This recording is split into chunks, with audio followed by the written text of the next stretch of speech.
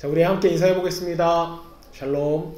네, 오늘도 예배 드릴 때에 하나님이 기뻐하는 자세와 마음으로 예배를 드릴 수 있는 목사님과 여러분 될 수 있기를 주님을 축복합니다. 자, 우리가 계속해서 목적이 이끄는 삶이라는 주제로 지난주에는 우리가 하나님을 기쁘시게 하는 목적이 있었다 라는 주제를 가지고 말씀을 나눴는데요. 오늘 또한 우리의 목적이 어디에 있는지 함께 말씀을 나누어 보도록 하겠습니다. 여러분 혹시 아이돌 그룹 NCT U의 Without You 라는 노래를 알고 계신가요? 네, 목사님은 이 노래를 처음 듣고 은혜를 많이 받았었는데요. 한번 이 노래의 가사를 함께 보도록 하겠습니다. 자, 외로워 지친 누군가의 세상을 바라고 바랬던 걸 결국은 찾지 못해 밀려났던 자기의 감추려던 상처를 봐. 산다는 거, 견디는 거, 함께라면 조금 더 행복해져. 끝없이 연결돼 다시 Can't Live Without You. 자, 여러분 주인공이라고 말할 수 있을까요? 자, 이 사람은 세상에서 바라는 것을 찾지 못해서 상처를 입은 상태이지만 당신을 만나서 행복해질 수 있었고 이제는 당신 없이는 살 수 없다고 말하고 있습니다. 자, 가요이기 때문에 여기서 You는 사랑하는 연인을 의미할 수도 있지만 목사님은 You를 우리의 주님으로 생각해 보았습니다. 자, 왜 그럴까요? 애인 없이는 살아갈 수는 있어도 주님 없이는 살아갈 수 없는 삶이 우리의 삶이기 때문입니다. 자, 그건 멋진 삶도 아니고 성공적인 삶도 아니라는 거예요. 누가 없을 때요? 하나님이 우리에게 안 계시면. 여러분은 주님이 주신 목적을 따라 살아갈 때 가장 멋진 삶을 살고 있는 것입니다. 자, 우리는 지금 목적이 이끄는 삶에 대해서 계속 말씀을 나누고 있습니다. 자, 오늘은 주님이 주신 두 번째 목적인 하나님의 가족을 위한 존재라는 것을 우리가 함께 나누어 볼 텐데요. 자, 한번 따라해 볼까요? 나는 하나님의 가족을 위해 살아가야 할 사람이다. 나는 하나님의 가족을 위해 살아가야 할 사람이다. 자, 여러분 우리는 하나님의 가족을 위해 살아갈 때 목적을 따라 살아가는 삶을 살 수가 있습니다. 먼저 우리 모두가 하나님의 가족이라는 걸 한번 말씀을 통해서 찾아보도록 하겠습니다. 자, 에베소서 2장 19절 말씀이에요. 자, 그러므로 이제부터 너희는 외인도 아니요 나그네도 아니요 오직 성도들과 동일한 시민이요 하나님의 권속이라. 여러분 말씀에서 그러므로 이제부터라는 말씀이 여러분 굉장히 중요해요. 여러분이 구원받기 이전에는 이런 사람이 아니었다는 것인데요. 자, 그런데 이제부터는 이런 사람이 되었다는 거예요. 되었다는 것이죠. 어떤 사람인가요? 외인도 아니고 나그네도 아니고 오직 성도들과 동일한 시민이요 하나님의 권속이라는 것입니다. 외인이라는 말은 외부인이라는 말이고 권속이라는 말은 가족이라는 말이에요. 자, 보세요. 본래 우리는 하나님을 믿기 전에는 하나님과 상관없는 외부인이었습니다. 그런데 이제 예수를 믿은 후에는 우리가 구원을 받았고 하나님 나라의 가족이 되었다는 놀라운 그런 이야기인 것입니다. 이 세상에 한 생명이 태어나면 반드시 필요한 것이 뭘까요? 맞습니다, 여러분. 부모라는, 가족이라는 것입니다. 이제 막 태어난 아기는 가족의 사랑과 돌봄이 필요한 존재죠. 만약 이 아기가 만약에 가족의 돌봄이 없다면 어떻게 될까요? 여러분들 아실지 모르겠는데 늑대인간 아시나요? 네, 그렇게 인간답게 성장하지 못하는 것입니다. 그만큼 가족의 역할은 중요합니다. 이와 마찬가지로 예수님을 믿고 구원받아 영적으로 태어난 그리스도인들에게 필요한 건 역시 가족이라는 거예요. 만약 영적인 가족이 없다면 이제 막 믿은 그리스도인이 어떻게 될까요, 여러분? 하나님의 백성답게 성장하지 못하고 그저 사탄의 백성으로 살아가게 되는 것입니다. 그래서 그리스도인이 되면 가장 필요한 게 바로 가족이라는 거예요. 가족이라는 것은 물론 우리가 혈연관계로 맺어진 가족이 영적인 가족도 될 수 있지만 성경에서 말하는 가족은 교회 공동체를 의미합니다. 이 공동체는 단순히 공동체가 아니라 뭐라는 거예요? 가족이라는 거예요. 그런데 여러분이 교회에 와서 함께 신앙생활을 하다 보면 나와 맞지 않는 그러한 친구가 있을 수도 있습니다. 나와 생각이 너무 다른 친구가 있어서 그 친구 때문에 오히려 교회 가기 싫어진다 라는 마음도 생길 수 있습니다. 자, 목사님이 며칠 전에 TV에서 영화 채널을 보다가 이 영화를 보게 됐어요. 혹시 여러분들도 봤을지 모르겠는데, 자, 웰컴 투 동막골이라는 영화입니다. 이 영화를 보면 국군이든지 인민군이든지 또 미군이든지 다 함께 이 동막골이라는 마을에 모여서 평화롭게 사는 이야기를 다루고 있습니다.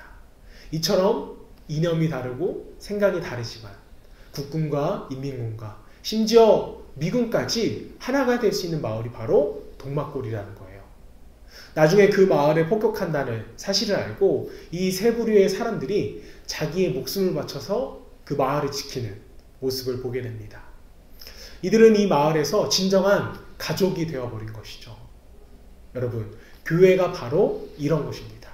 도무지 맞지 않는 것 같은 친구들이 함께 모여서 서로를 사랑하는 그런 공동체를 만드는 것이 교회라는 거예요. 목사님이 어린 시절에 보면 항상 다투는 친구가 한 명 있었습니다. 서로 못 잡아 먹어서 안달이었던 친구인데, 자, 그런데 어느 날부터 이 친구가 갑자기 달라지기 시작한 거예요. 목사님을 보는 눈빛이 달라졌습니다. 그냥 목사님을 보면 미소를 짓고 도울 일이 없냐고 물어보고 너무 친절해진 거예요. 그래서 이상하다 싶어서 다른 친구들에게 물어봤습니다. 쟤 요즘 왜 나한테 갑자기 친절해졌지? 자, 그랬더니 다른 친구가 글쎄 최근에 교회 나간 것 외에는 다른 일이 없는데, 그 말에 듣는 순간 목사님은 이해가 팍 되었습니다. 애가 갑자기 친절해진 이유는 이제 뭐예요? 한 가족이 되었기 때문이라는 걸 목사님이 깨닫게 됐기 때문입니다. 자, 그때부터 목사님도 어떻게 했을까요? 당연히 나도 그 친구들을 위해서 잘해주려고 애를 썼습니다. 그 뒤부터는 절친이 되었고요. 교회에 다닌다는 이유 하나만으로도 지난날의 원수가 절친으로 바뀌게 된 것입니다. 영적인 가족이라는 것을 알게 되었기 때문에 그 친구를 향한 목사님의 생각과 태도도 달라지게 된 것입니다. 사랑하는 여러분, 여러분이 예수를 구주로 고백하고 또 하나님의 백성이 되었다면 여러분은 반드시 하나님의 가족이라는 것을 명심해야 됩니다. 아직 내가 가족이 못 되었다고 생각된다면 여러분은 안타깝게도 신앙생활을 잘 못하고 있는 것입니다. 내가 가족이라는 사실을 깨닫고 진정한 가족을 경험할 수 있도록 우리는 노력해야 됩니다. 여러분, 교회에 와서 혹시 다른 친구 탓만 하지 마세요. 친구들이 없다는 핑계도 되지 않기를 바랍니다. 여러분이 정말 노력하면 됩니다. 여러분 모두가 정말 영적인 가족의 소중함을 알고 진정한 가족이 되기 위해서 노력을 한다면 우리는 행복을 교회 안에서 경험하게 될 것입니다. 여러분 모두가 그러한 경험을 할 수 있기를 주님을 축복합니다. 자, 한 발 더 나가서 이제 우리가 주님 안에서 한 가족이라는 것을 깨닫게 되었으면 어떻게 해야 될까요? 자, 두 번째는요, 교회 모임에 적극적으로 참여해야 된다는 거예요. 자, 우리 히브리서 10장 24절 25절 말씀 함께 볼게요. 자, 서로 돌봐 사랑과 선행을 격려하며 모이기를 패하는 어떤 사람들의 습관과 같이 하지 말고 오직 권하여 그날이 가까움을 볼수록 더욱 그리하자. 자, 오늘 말씀은 가족이 된 우리가 어떠한 삶을 살아야 하는가를 잘 말해주고 있어요. 그것은 우리가 함께 모이기에 힘쓰고 교제 모임에 적극 참여해야 한다는 것입니다. 사람들은요, 자꾸 모임을 없애자고 하고 모임을 줄여야 한다고 말합니다. 자, 하지만 오늘 말씀은 주님이 오시는 그날까지 이런 모임은요, 더욱 많아져야 한다라고 말씀합니다. 그리스도인들끼리의 교제는 해도 되고 안 해도 되고의 문제가 아니라는 거예요.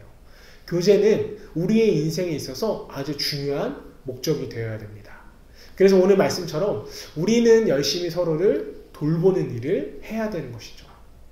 여러분, 돌아본다는 것은, 돌본다는 말은 옆에 친구가 정말 잘 살고 있는지, 또 힘들어하고 있지는 않는지, 또 신앙이 성장하고 있는지 서로 점검하고 돌봐야 한다는 것을 의미합니다.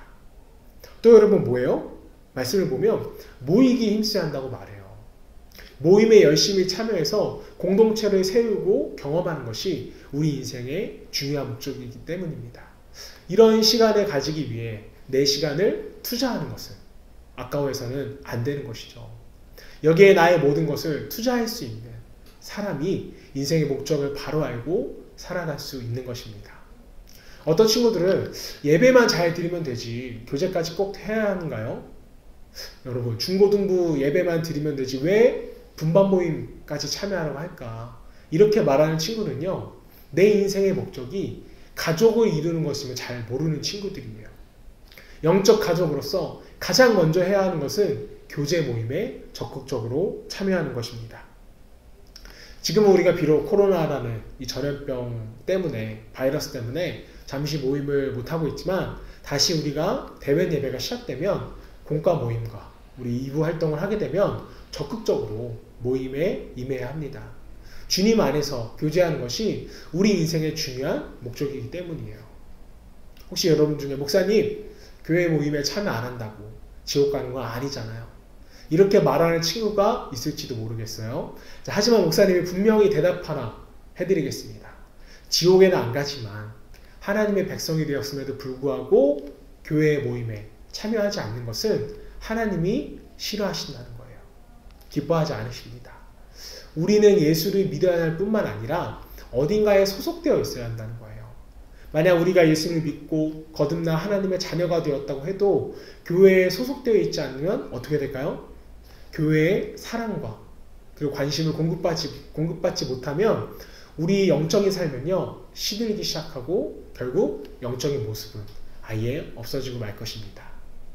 여러분, 하나님과의 관계가 멀어지면 제일 먼저 일어날 현상이 있어요. 그게 뭐냐면 교회하고 멀어진다는 거예요.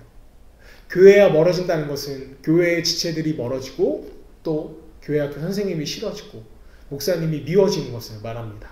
그래서 중고등부 모임에 나가기 싫어지는 거예요. 영적인 상태와 교회 출석은 아주 밀접한 관계가 있습니다.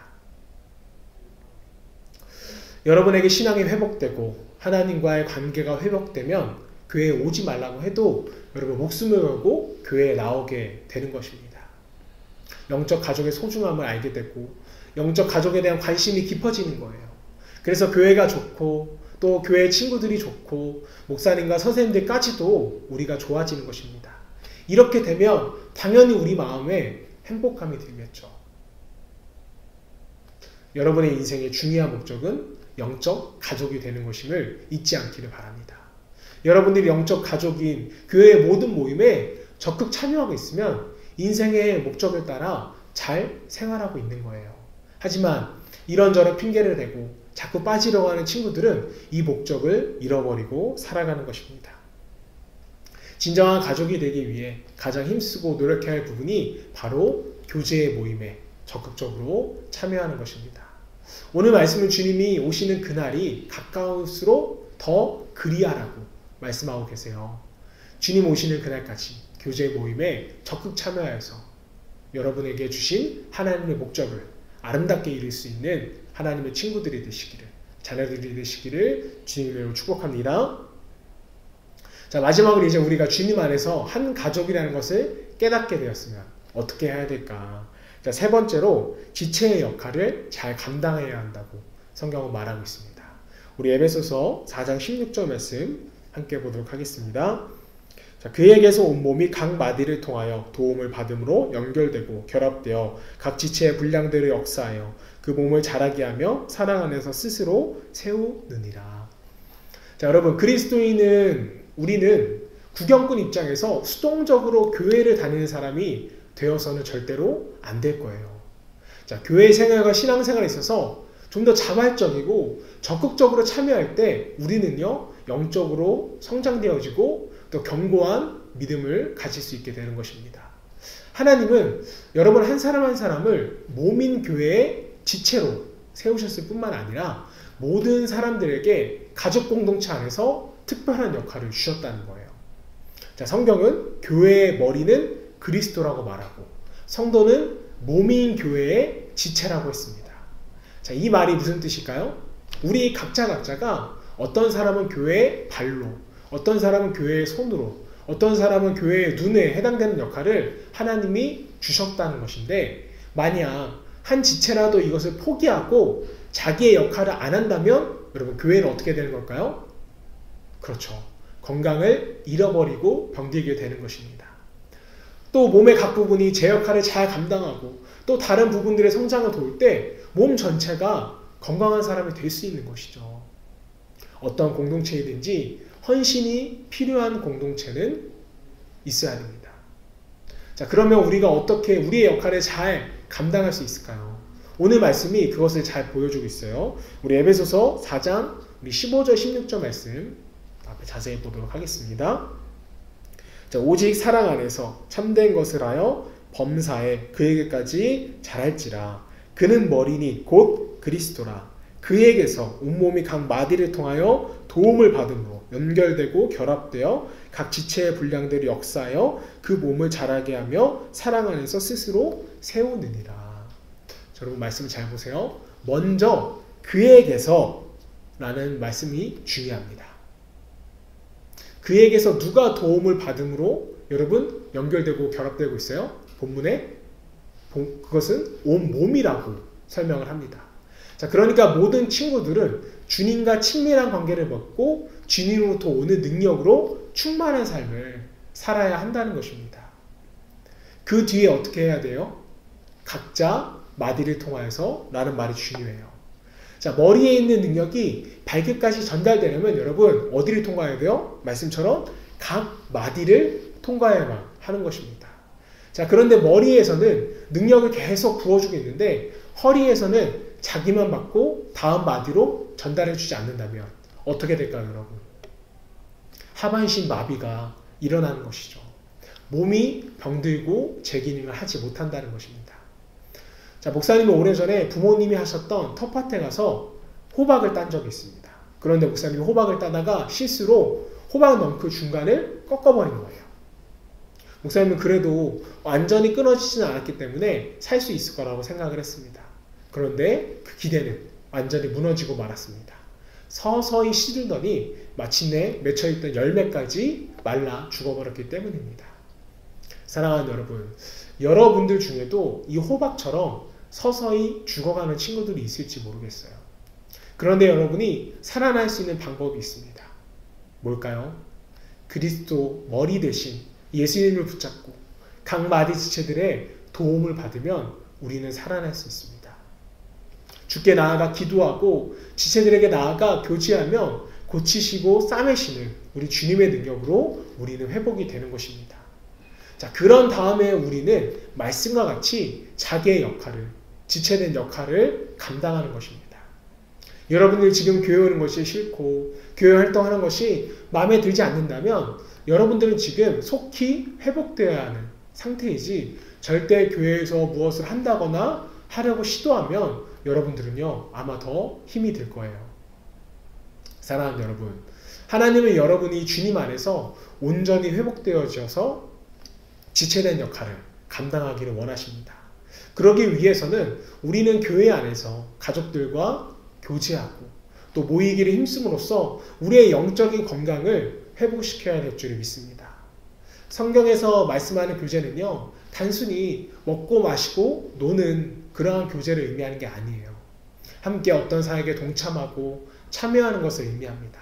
즉 하나님의 일을 함께하기 위하여서 서로를 챙기고 마음에 품고 모이기에 힘쓰는 것이 바로 성경적인 교제입니다.